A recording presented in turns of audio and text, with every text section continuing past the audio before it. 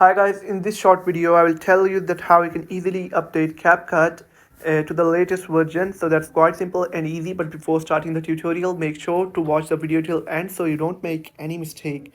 So first of all, open up the CapCut application, and then after opening it, click on the gear at the top right to head over to the settings. Now scroll down, and on the bottom you can find an option of version. You can see the version here, and above it you can find an option of clear cache.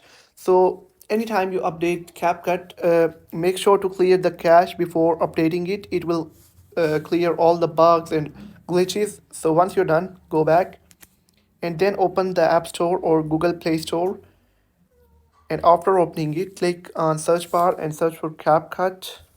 Now after searching it, if it shows an option of update like this, simply click on update and your app will be started on update.